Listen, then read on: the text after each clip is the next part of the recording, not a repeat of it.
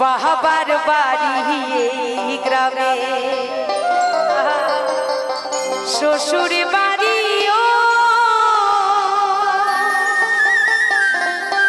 বলো তোমার বাড়ি কই গো মা।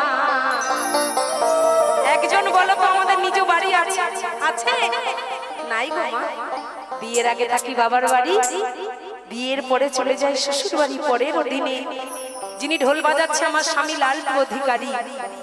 16 বছর বয়সে তার কাছে এসেছি, শেষ জীবনটা ওনার কাছে পার করব।